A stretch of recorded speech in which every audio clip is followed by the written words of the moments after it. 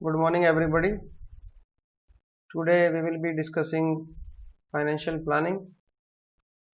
What do you mean by financial planning?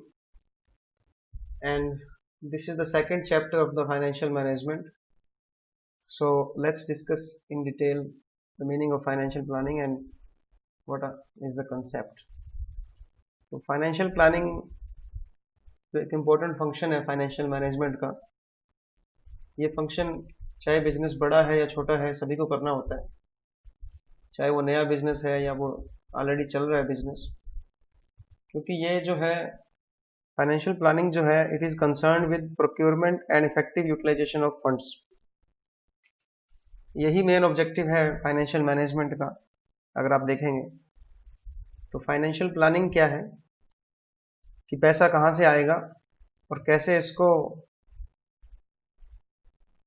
Efficiently utilise किया जाएगा, ये सारी की सारी चीजें आप लोग फाइनेंशियल प्लानिंग में सीखते हैं। अब पॉइंट ये उठता है कि फाइनेंशियल प्लानिंग का मीनिंग जो है वो अलग अलग ऑथर्स ने अलग अलग हिसाब से दिया है। फाइनेंशियल प्लानिंग एक ब्रॉड कंसेप्ट है। कुछ लोगों ने इसको नैरो कंसेप्ट माना है और कुछ लोगों ने इसको ब्रॉड कंसेप्ट माना है। अगर नैरो कंसेप्ट की बात करें तो there are two views in narrow concept. कुछ ऑथर्स हैं वो ये कहते हैं कि फाइनेंशियल प्लानिंग मीन्स एस्टिमेटिंग और फोरकास्टिंग द फाइनेंशियल रिक्वायरमेंट।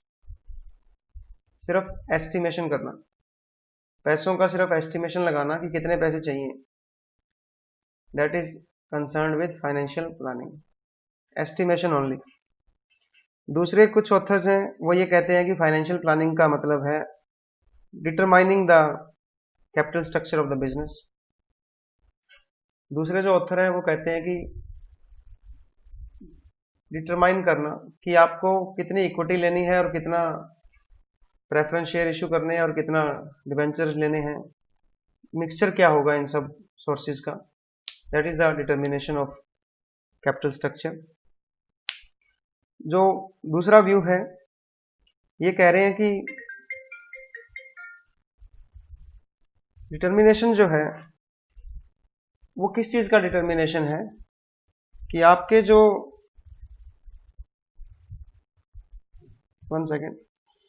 कि आपके जो equity, preference share, retain earning और डिबेंचर, इन सब का रेशो क्या होगा। ये जो सोर्सेज हैं फाइनेंस के, इसको रेशो को हम बोलते हैं कैपिटल स्ट्रक्चर। कि आपका जो स्ट्रक्चर है, आप कहां से कैपिटल लोगे, उसके प्रोपोर्शन क्या होगा, that is concern with determination of capital structure. तो ये दोनों ही जो ऑथर्स हैं जिन्होंने ये डेफिनेशन दी है ये अधूरी है, फॉल्टी है, क्योंकि पहले जो ऑथर हैं वो सिर्फ एस्टिमेशन को ही फाइनेंशियल प्लानिंग मान रहे हैं। दूसरा जो ऑथर है वो सिर्फ इस बात को ही फाइनेंशियल प्लानिंग मान रहे हैं कि पैसा कहां से आएगा और उसका रेशो क्या होगा। तो नैरो कंसेप्ट जो है वो एक फॉल्टी कंसेप्ट है, क्योंकि इसके अंदर या तो आप सिर्फ एस्टिमेट कर रहे हो या फिर आप सिर्फ डिटरमिन कर रहे हो कि पैसा कहां से आएगा। एस्टिमेशन में आप देखते हो कि पैसा कितना लेके आना है, आपको कितने पैसे चाहिए आपको। डिटर्मिनेशन में आप देखते हो कि आपको पैसा कहां से लेके आना है। तो ये दोनों ही बातें जरूरी हैं, बट नैरो कंसेप्ट के अंदर ये दोनों बातें इकट्ठी नहीं है, इसलिए ये कंसेप्ट ठीक नहीं है। अब आती है ब्रॉडर कंसेप्ट की बात। तो ब्रॉडर कंसेप्ट के अंदर फाइनेंशियल प्लानिंग का मीनिंग होता है estimation as well as determination. दोनों चीजें इसके अंदर आएंगी। You will not only estimate the financial requirement but also determine the capital structure, कि पैसा कितना चाहिए और ये पैसा कहां से किस रेशो में आएगा, that thing is decided in broader concept of financial planning. तो इस कंसेप्ट के अकॉर्डिंगली क्या क्या चीजें आप देखोगे। पहली बात आप ये देखोगे कि फाइनेंशियल रिक्वायरमेंट कितनी है बिजनेस को। दूसरी बात आप देखोगे कि कैपिटल स्ट्रक्चर का रेशो क्या होगा, प्रोपोर्शन क्या होगा अलग अलग सोर्सेज ऑफ फाइनेंस का। तीसरा, ये जो वेरियस सिक्योरिटीज आप जो लाओगे इसके लिए कोई पॉलिसी बनानी है, कि कितना डेट इशू करना है, कितने डिबेंचर इशू करने हैं, कितने आपने इक्विटी इशू करनी है, उनकी रेट क्या होगी, कैसे आप डील करोगे, पॉलिसी क्या होगी, कितना इंटरेस्ट देना है, कब देना है। और इसके बाद एक लास्ट में फाइनेंशियल कंट्रोल सिस्टम, जिससे कि फंड्स का यूटिलाइजेशन अच्छे ढंग से हो जाए। तो financial planning is a broader concept in which you are not only estimating the financial needs of the business but also determining the proportion in which various sources of finance will be collected। तो financial planning जो है वो finance का एक function है, और इसके अंदर ना केवल फाइनेंशियल नीड जो है उनका एस्टिमेशन लगाया जाता है, बल्कि जो आपके फंड्स जो है वो कहाँ से आप लाओगे उसका प्रोपोर्शन भी डिसाइड किया जाता है, पॉलिसीज भी बनाई जाती हैं, और लास्ट में एक कंट्रोल सिस्टम भी बनाया जाता है जिससे कि आप देख सको कि फंड्स का यूटिलाइजेशन ढंग से हो रहा है या नहीं हो रहा। Next is objective of financial planning. Financial planning आप करते क्यों हो? देखो, पैसों की जरूरत हर जगह होती है, हर डिपार्टमेंट में होती है, हर टाइम होती है, ये एक कंटिन्यूस एक्टिविटी होती है। तो क्यों ना पैसों की प्लानिंग पहले ही कर ली जाए कि आपको कितने पैसे चाहिए, ये पैसे कहाँ से आएंगे, how you will be collecting the money, how you will be paying the money back. So each and every time you need money, and this finance should be decided in advance, that is known as financial planning। तो पहला objective है to provide adequate funds to the business. Business को कितना पैसा चाहिए, वो पैसा fund कितना फंड चाहिए वो प्रोवाइड करवाना। ना तो ये पैसा ज्यादा होना चाहिए और ना ये पैसा कम होना चाहिए। इस बात का ध्यान किस बात में रखा जाता है? फाइनेंशियल प्लानिंग में। मान लो आपको 1 करोड़ रुपए की जरूरत है बिजनेस को चलाने के लिए, और आपने फाइनेंशियल प्लानिंग की नहीं, और आपने पहले ही 2 करोड़ रुपए लोगों से लेके रख लिए, तो ये फंड्स जो आपके हैं वो आइडल पड़े रहेंगे, बेकार पड़े रहेंगे। तो ना ही तो पैसा कम मंगवाना चाहिए, ना ही पैसा ज्यादा मंगवाना चाहिए, जितनी आपको जरूरत है उतना ही मंगवाओ। अब जो पैसा आपको चाहिए उस पैसे को इस तरह से रेज करना, इस तरह से इकट्ठा करना, इस तरह से कलेक्ट करना कि आपकी जो कॉस्ट ऑफ कैपिटल है वो मिनिमम आए। ये भी एक फाइनेंशियल प्लानिंग का ऑब्जेक्टिव है। अब मैंने आपको बताया कि आप डिसाइड करोगे कि इक्विटी से कितना लेना है, डिबेंचर से कितना लेना है, रिटेन अर्निंग कितनी यूज करनी है। अब ये सब चीजें आप जब करोगे तो आप ये देखोगे कि सबसे कम कॉस्ट किसकी पड़ रही है, और ओवरऑल आपकी कॉस्ट ऑफ कैपिटल जो है वो सबसे कम आए और रिटर्न मैक्सिमम आए। To ensure flexibility in the capital structure is the next objective. इसका मतलब क्या है कि जैसे ही आपकी इन्वायरमेंट के अंदर सर्कमस्टांसेस चेंज होते हैं, आपको कोई अपॉर्चुनिटी मिलती है या मार्केट के अंदर कोई ऐसी कंडीशन आ गई है कि आपको अपना कैपिटल स्ट्रक्चर जो है वो रिजिड नहीं करना चाहिए, फ्लेक्सिबल रखना चाहिए। अगर मार्केट के अंदर इंटरेस्ट रेट कम हो गई है तो आप डिबेंचर और ले लो। अगर मार्केट में इंटरेस्ट रेट इंक्रीज हो गई है बहुत ज्यादा तो आप डिबेंचर्स को बेच दो, इक्विटी ले लो। अगर मार्केट में बूम चल रहा है, सब लोग खुश हैं, तो आप इक्विटी में ज्यादा इन्वेस्ट करो ताकि शेयर होल्डर्स को ज्यादा प्रॉफिट मिले। तो इस तरह से आप जो डिसाइड करते हो चीजें, वो थोड़ी फ्लेक्सिबिलिटी होनी चाहिए उसके अंदर, ताकि मार्केट के अंदर जो भी कंडीशन चल रही है उसके अकॉर्डिंगली आप अपना कैपिटल स्ट्रक्चर डिसाइड कर सकते। To ensure simplicity in the capital structure, ये जो आपने कैपिटल स्ट्रक्चर बनाया है, कैपिटल स्ट्रक्चर बेटा मैं आपको फिर बता दूं, कैपिटल स्ट्रक्चर का मतलब होता है कि आपने जहां जहां से कैपिटल इकट्ठी की है उसका स्ट्रक्चर क्या है। इक्विटी कितनी है, उसमें डिवेंचर्स कितने हैं, उसमें प्रेफरेंस शेयर कैपिटल कितनी है, और उसमें रिटेन अर्निंग कितनी है, खुद का पैसा कितना लगाया हुआ। तो ये सिंपल होना चाहिए। तो मार्केट में नए नए, अब आप देखोगे मार्केट में नए नए इंस्ट्रूमेंट आ गए हैं, स्वैप आ गया है, ऑप्शन आ गया है, प्रेफरेंस शेयर होल्डर्स के अंदर भी आपको कम्युलेटिव, नॉन कम्युलेटिव, ये सारी अलग अलग तरह के इंस्ट्रूमेंट मिल जाएंगे। तो आपको अपने स्ट्रक्चर को सिंपल रखना चाहिए, थोड़ी सी इक्विटी, थोड़े से डिवेंचर और कुछ अपनी रिटेन अर्निंग। तो इस बात का भी ध्यान रखें कि सिंपल हो आपका कैपिटल स्ट्रक्चर, वो भी एक प्लानिंग का ऑब्जेक्टिव है। To ensure sufficient liquidity of funds. Liquidity का यहाँ क्या मतलब है कि आपने बड़े बड़े एसेट्स के लिए तो आपने प्लानिंग कर ली, बट छोटे दिनों के लिए, छोटे 1 साल से कम की जो एक्टिविटीज हैं, जो कैश है, जो स्टॉक है, जो डिवेंचर्स, जो डेटर्स हैं, रिसीवेबल है, जो आपका स्टॉक पड़ा है, उसके लिए आपने लिक्विडिटी ध्यान में नहीं रखी कि आप क्रेडिटर्स को टाइम पे नहीं कर रहे। तो इसका मतलब फाइनेंशियल प्लानिंग लॉन्ग टर्म के लिए भी होती है और शॉर्ट टर्म के लिए भी होती है।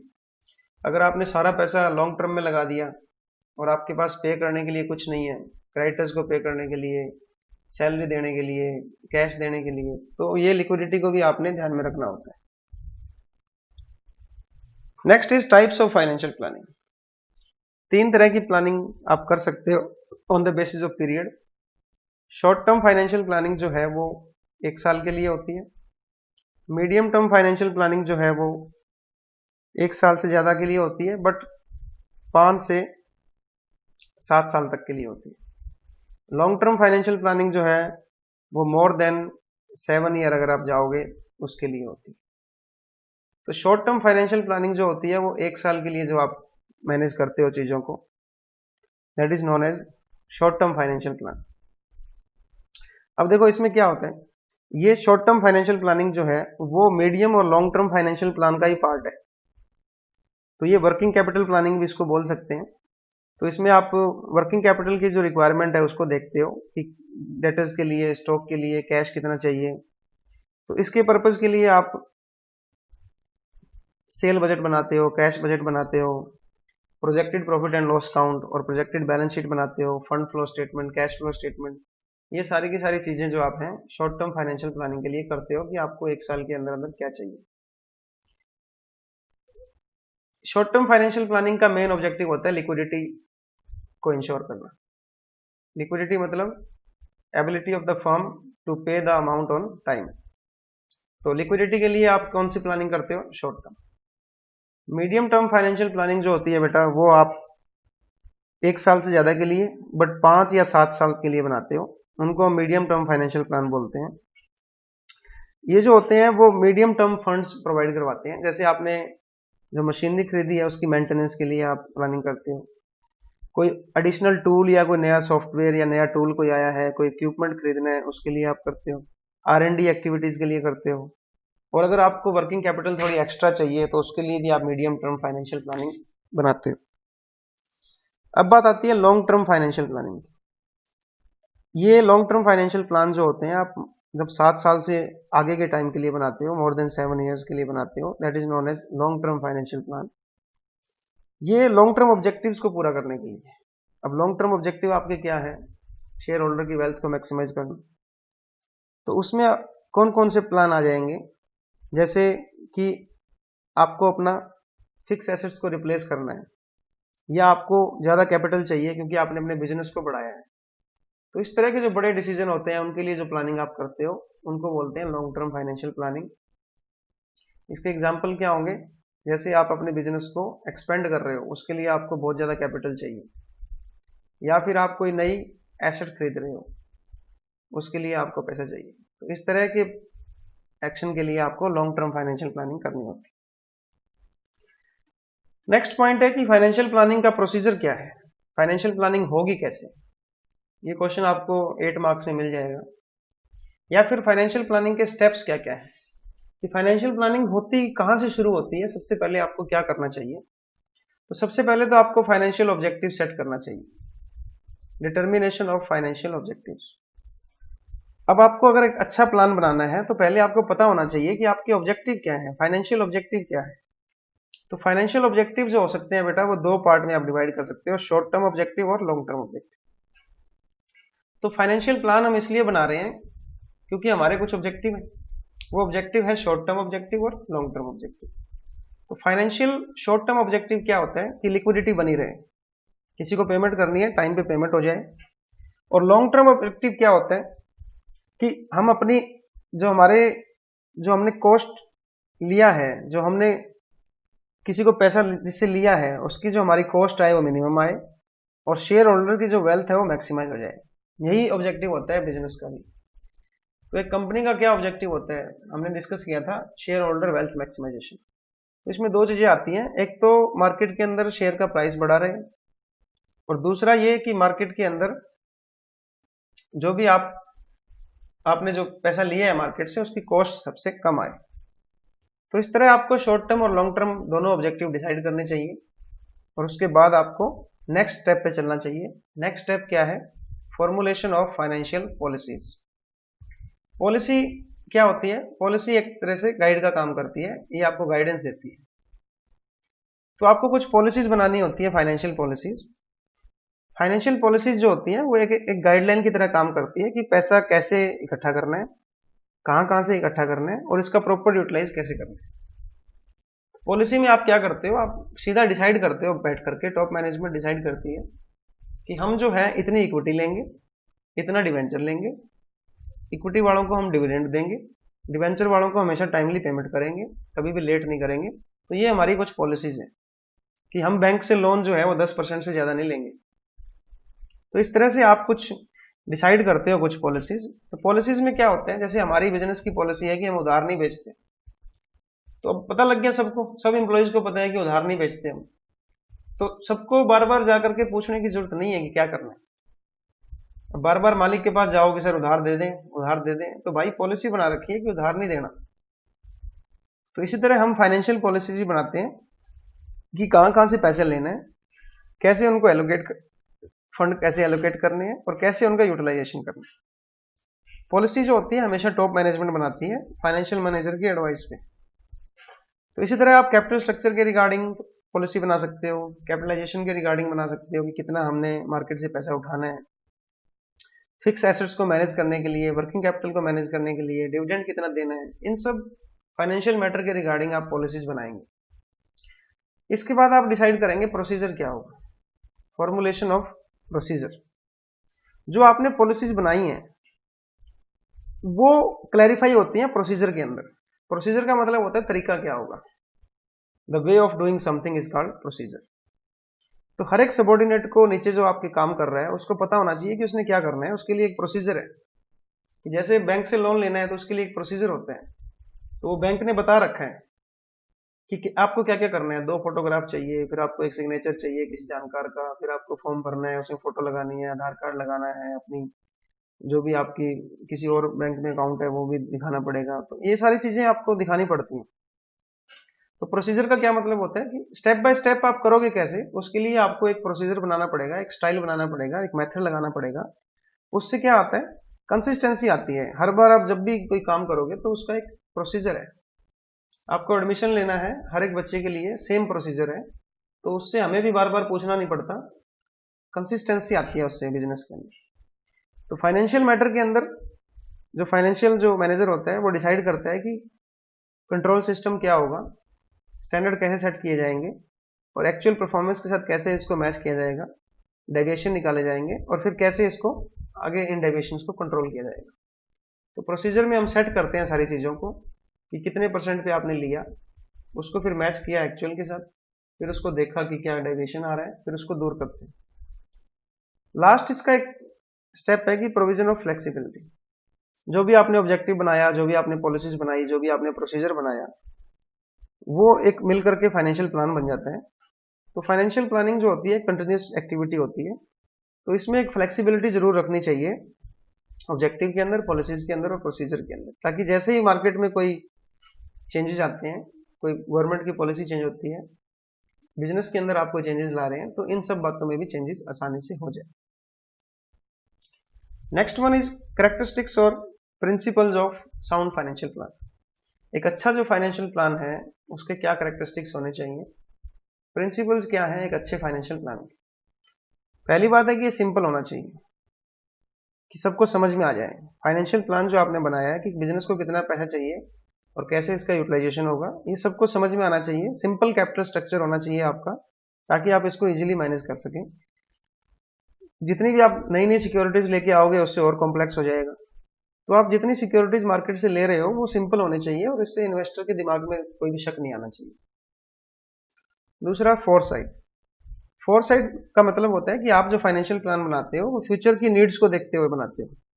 तो इसमें कंपनी के जो प्रोडक्ट हैं, फ्यूचर के जो ऑपरेशन होने वाले हैं, फ्यूचर के अंदर टेक्नोलॉजी में क्या क्या चेंजेस होने वाले हैं, मार्केट में क्या क्या चेंजेस आ सकते हैं, गवर्नमेंट बदल सकती है, तो गवर्नमेंट के अंदर चेंजेस, टेक्नोलॉजिकल चेंजेस, डेमोग्राफिकल चेंजेस, तो वो सारे के सारे जो चेंजेस आने वाले हैं उन सबको ध्यान में रख के आपको, फ्यूचर को ध्यान में रखते हुए आपको फाइनेंशियल प्लान बनाना चाहिए। Optimum use of funds. एक अच्छा जो फाइनेंशियल प्लान होता है वो हमेशा ये बात का ध्यान रखता है कि जो जो भी आपने रिसोर्सेज लिए हैं, जिनसे आपने पैसा लिया है, उनका ऑप्टिमम रिसोर्सेज का यूज हो, बेस्ट यूटिलाइजेशन हो। तो ना तो पैसे कम होने चाहिए, ना ही पैसे फालतू पड़े रहने चाहिए। पैसे अगर फालतू पड़े रहे तो आपको ब्याज देना पड़ेगा, पैसे अगर कम हो गए फिर आपको एक्स्ट्रा उठाना पड़ेगा ज्यादा इंटरेस्ट रेट पे। तो एकदम बैलेंस होना चाहिए, ना ज्यादा ना कम। फ्लेक्सिबिलिटी ऑलरेडी डिस्कस कर चुके हैं कि फाइनेंशियल प्लान फ्लेक्सिबल होना चाहिए, क्योंकि मार्केट के अंदर काफी सारे चेंजेस आते रहते हैं। तो अगर फाइनेंशियल प्लानिंग में कुछ चेंजेस करने पड़े तो वो कम से कम कॉस्ट पे हो जाए और विदाउट एनी डिले हो जाए, इस बात का ध्यान रखना चाहिए। तो इस बात कंपनी को तैयार रहना चाहिए कि अगर कोई अपॉर्चुनिटी या कोई प्रॉब्लम आती है तो दूसरे फाइनेंशियल प्लान को हम यूज कर लें, दूसरा कोई रिसोर्स भी यूज करें। लिक्विडिटी, लिक्विडिटी का भी आपको ध्यान रखना होता है। डे टू डे एक्सपेंसेस आपको पे करने होते हैं और कुछ शॉर्ट टर्म अदर लाइबिलिटीज भी होती हैं। तो फाइनेंशियल प्लान जो है वो इस बात का ध्यान रखे कि sufficient liquidity of funds are there in the business. उससे आपकी गुडविल खराब नहीं होती। जैसे आपने क्रेडिटर को पे नहीं किया या आपके पास कैश नहीं है देने के लिए, तो इससे मार्केट में आपकी गुडविल खराब होती है, हालांकि आपके प्रॉफिट बहुत अच्छे जा रहे होंगे। इकोनॉमिकल, इकोनॉमिकल का मतलब होता है कि सबसे सस्ता पड़े, कि आपने जो कैपिटल स्ट्रक्चर बनाया है, जिन जिन लोगों से आप अमाउंट इकट्ठा कर रहे हो, इक्विटी ले रहे हो, डिबेंचर ले रहे हो, बैंक से लोन ले रहे हो, रिटेन अर्निंग यूज कर रहे हो, ये सब इस तरीके से की जाए कि कॉस्ट ऑफ कैपिटल जो है वो मिनिमम आए और यूटिलाइजेशन पूरा हो। तो ये इकोनॉमिकल होना चाहिए। कंटीजेंसी, कंटीजेंसी का मतलब फाइनेंशियल प्लान के अंदर फ्यूचर में जो अनसीन घटनाएं हैं उनके लिए भी कुछ पैसा बचा करके रखना चाहिए। कुछ ना कुछ प्रॉब्लम कभी ना कभी आ सकती है, तो उसका भी थोड़ा ध्यान में रखना चाहिए। एडिक्वेट सिस्टम ऑफ कंट्रोल, इसका क्या मतलब है? एक प्रॉपर सिस्टम आपको फाइनेंशियल कंट्रोलिंग का रखना चाहिए कि आपको कोई स्टैंडर्ड सेट करना चाहिए, एक्चुअल परफॉर्मेंस को स्टैंडर्ड के साथ मैच करना चाहिए, कोई डेविएशन आए हैं उनको दूर करने का प्रयास करना चाहिए। Suitable to organisation structure, financial planning आपको इस ढंग से करनी चाहिए कि वो आपके साइज और ऑर्गेनाइजेशन स्ट्रक्चर के हिसाब से ठीक है। अगर आपका बिजनेस छोटा है तो आपको फाइनेंशियल प्लान जो है वो बिल्कुल सिंपल बनाना चाहिए। उसमें देखना चाहिए कि कम से कम सिक्योरिटीज का यूज हो। बिजनेस आपका बहुत बड़ा है तो आप उस तरीके से अपने फाइनेंशियल प्लान को शॉर्ट टर्म, मीडियम टर्म और लॉन्ग टर्म के हिसाब से बना सकते हैं। फैक्टर्स अफेक्टिंग फाइनेंशियल प्लानिंग, ऐसे कौन कौन से फैक्टर्स हैं जिससे फाइनेंशियल प्लानिंग अफेक्ट होती है? सबसे पहला है बिजनेस का नेचर क्या है। ऐसे कौन से फैक्टर्स हैं जो आपकी फाइनेंशियल प्लानिंग को अफेक्ट करते हैं? फाइनेंशियल प्लानिंग में नेचर ऑफ बिजनेस का मतलब क्या होता है कि अगर आपका एक मैन्युफैक्चरिंग बिजनेस है तो आपको लॉन्ग टर्म फंड्स ज्यादा चाहिए। अगर आपका ट्रेडिंग बिजनेस है तो आपको शॉर्ट टर्म ज्यादा चाहिए। तो इस तरह से आपको देखना पड़ता है कि आपका बिजनेस कैसे है। डिग्री ऑफ रिस्क, रिस्क कितना है? अगर आपकी सेल के अंदर फ्लक्चुएशन होती रहती है, अगर आपकी अर्निंग और सेल जो है वो फ्लक्चुएट होती रहती है, तो आप टाइम पे पेमेंट नहीं कर पाओगे इंटरेस्ट की और लोन की। तो इस तरह आपको इक्विटी ज्यादा यूज करनी चाहिए, ना कि डिवेंचर। और अगर आपकी जो सेल है या आपकी अर्निंग है वो स्टेबल है, फिर आपको डिवेंचर ज्यादा यूज करना चाहिए, क्योंकि आप उनकी टाइमली पेमेंट कर पाओगे। Standing of the concern, standing of the concern का मतलब मार्केट के अंदर आपकी कितनी साख है, आपकी कितनी गुडविल है, आपको क्रेडिट कितना मिल सकता है इन्वेस्टर्स से, इस बात का भी डिपेंड करता है। अगर आपकी साख अच्छी है, लोग आपको उधार दे सकते हैं, तो वो आपको डिवेंचर ज्यादा यूज करना चाहिए। अगर आपकी मार्केट में साख अच्छी नहीं है, लोग आप पे भरोसा नहीं कर रहे, आपको पैसा मिलेगा ही नहीं मार्केट से, फिर आप अपना पैसा लगाइए या फिर इक्विटी शेयर होल्डर को बनाइए। तो ये किस बात पर डिपेंड करती है कि आपकी पहले परफॉर्मेंस कैसी रही, आपके बिजनेस की एज कितनी है, आपका मार्केट का शेयर कितना है, आपकी रेपुटेशन कितनी है। प्लान्स फॉर फ्यूचर ग्रोथ, ये भी देखा जाता है कि बिजनेस के प्लान क्या है फ्यूचर में एक्सपेंड होने के, अपने बिजनेस को बढ़ाने के। तो इस बात को भी आप फाइनेंशियल प्लानिंग के टाइम ध्यान रखिए। अगर आपके प्लान बहुत बड़े प्लान है आपके, तो फिर आप देखना चाहिए आपको कि आप किस तरह से पैसे आपको मिल पाएंगे या नहीं मिल पाएंगे। अगर आपके कोई फ्यूचर के प्लान नहीं है, ग्रोथ के प्लान नहीं है, तो फिर आप सिंपल अपने फाइनेंशियल प्लान को सिंपल रखिए। अगर आप फ्यूचर में बहुत बड़ी ग्रोथ करने वाले हैं तो उस अकॉर्डिंगली आप अपने फाइनेंशियल प्लानिंग को सेट कीजिए। अल्टरनेटिव सोर्सेज ऑफ फाइनेंस, देखिए, जो आपको फाइनेंस लेना होता है वो आप कई जगहों से ले सकते हैं और हर एक के अपने अपने फायदे और नुकसान हैं। तो आपको एक प्रॉपर सोर्स ऑफ फाइनेंस देखना पड़ता है कि कहाँ से आप लोगे। ये सोर्सेज जो आपको हैं वो आपको एडिक्वेट फंड दिलाएंगे ताकि आपके बिजनेस की रिक्वायरमेंट पूरी हो जाएगी। तो फाइनेंशियल प्लानिंग करते टाइम ये भी ध्यान में रखना पड़ता है कि आपको कहाँ कहाँ से फाइनेंस मिल सकता है। एटीट्यूड ऑफ मैनेजमेंट, मैनेजमेंट का एटीट्यूड कैसा है? अगर वो रिस्क ले सकती है तो वो डिवेंचर ज्यादा इशू करेगी, फिर उसका फाइनेंशियल प्लानिंग उस ढंग से चलेगा। अगर वो रिस्क नहीं लेना चाहती, अपने कंट्रोल को नहीं खोना चाहती, तो फिर वो क्या करेगी, इक्विटी शेयर्स को ज्यादा इशू करेगी ताकि सारे का सारा कंट्रोल जो उनके पास रहे, सारे का सारा प्रॉफिट उनके पास रहे। तो वो इस तरह से इक्विटी को ज्यादा इशू करती है। Government policies and control, government की क्या रूल्स एंड रेगुलेशन चल रहे हैं फिलहाल, स्टॉक एक्सचेंज में क्या चल रहा है, फाइनेंशियल इंस्टीट्यूशंस हैं, बैंक्स हैं, सेबी है, ये सब क्या कर रहे हैं, इसके अकॉर्डिंगली भी आपको डिसाइड करना पड़ता है कि आप कितना कितना पैसा कहाँ से ले सकते हैं।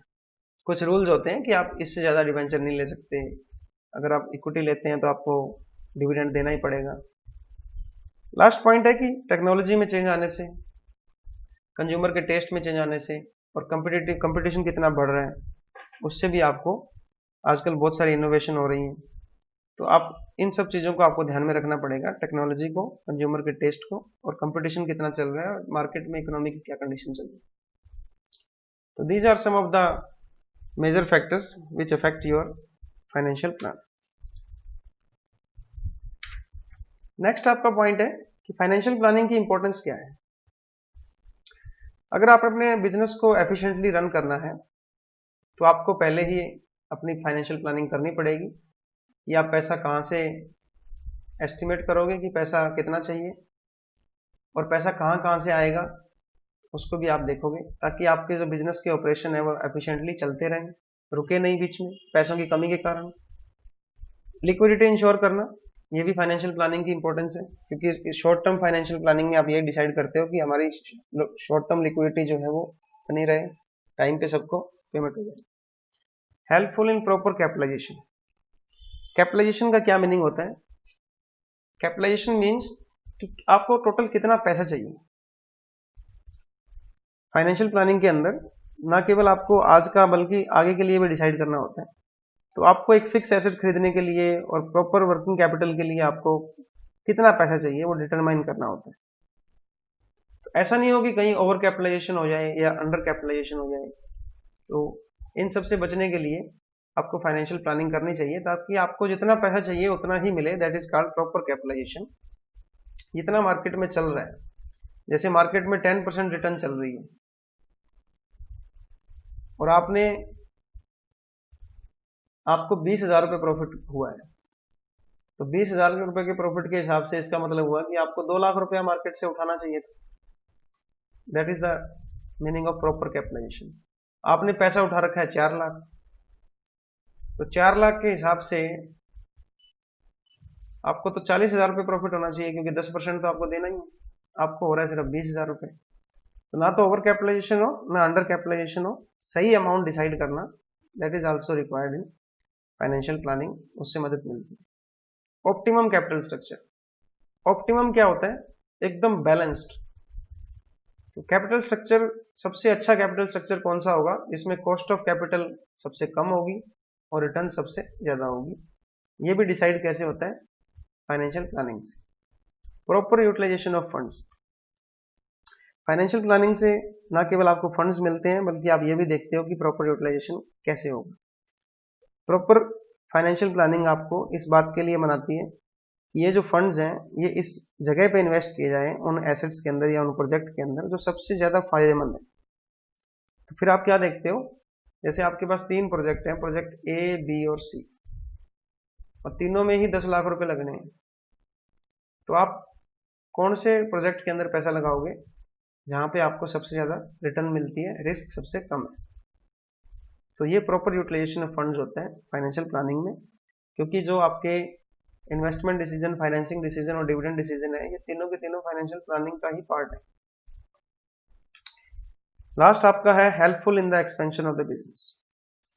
फाइनेंशियल प्लानिंग में आप बिजनेस में जो फ्यूचर में आपने एक्सपेंशन करना है, डाइवर्सिफिकेशन करना है, अपने बिजनेस को बढ़ाना है, तो वो आप एस्टिमेट लगाते हो और उसके लिए कैसे पैसे कैसे इकट्ठा करना है उसकी भी आप डिसाइड करते हो।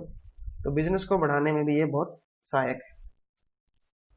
आज का लास्ट टॉपिक है limitation of financial planning. Financial planning आपको पता लग गया कि बहुत अच्छी चीज है, क्योंकि इससे आप ऑप्टिमम यूटिलाइजेशन होता है फंड का, बिजनेस को बढ़ाने में सहायक होता है। इससे आपकी जो बिजनेस की एक्टिविटीज है सही ढंग से चलती हैं, लिक्विडिटी बनी रहती है, बहुत सारी फायदे भी हैं। बट इसकी लिमिटेशन क्या है? देखिए, फाइनेंशियल प्लानिंग में आप क्या करते हो, एस्टिमेट लगाते हो या फोरकास्ट करते हो फ्यूचर की फाइनेंशियल नीड्स का। तो ये जो फोरकास्टिंग है ये काफी डिफिकल्ट होती है, क्योंकि बिजनेस जो है वो हमेशा अनसर्टेन होता है।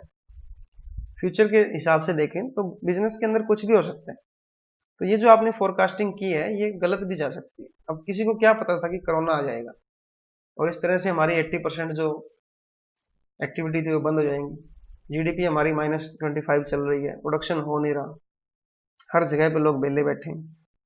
तो इस तरह की चीजें बहुत प्रॉब्लम होती हैं। इसलिए कहा जाता है कि फाइनेंशियल प्लान जो है वो फ्लेक्सिबल होना चाहिए, ताकि जब भी कोई प्रॉब्लम आए उसके अकॉर्डिंगली हम उसको चेंज कर सकें। Difficulty in change. दूसरी बात यह है कि फाइनेंशियल प्लान एक बार जब प्रिपेयर हो जाता है तो इसको चेंज करना बड़ा मुश्किल होता है, क्योंकि आपने इसके अंदर ह्यूज कैपिटल ऑलरेडी इन्वेस्ट कर दी होती है। जैसे आपने डिसाइड कर लिया कि हम जो डिवेंचर है वो 2 करोड़ के डिवेंचर इशू करेंगे, 2 करोड़ की हमारी इक्विटी होगी और 1 करोड़ का हमारा रिटेन अर्निंग हो जाएगी। तो इस तरह से हम 5 करोड़ रुपए इकट्ठे करेंगे। और अब मार्केट के अंदर कोई चेंज आ गया, इसके अंदर बहुत सारी मार्केट में चेंजेस आ गए। मार्केट के अंदर अब बूम चल रहा है, मार्केट के अंदर अब फिलहाल कोरोना की वजह से बहुत सारी प्रॉब्लम चल रही है। तो लोग जो है वो कंपनी वाले अब डिवेंचर ज्यादा इशू करेंगे, क्योंकि कम इंटरेस्ट रेट पे लोग देने को तैयार है।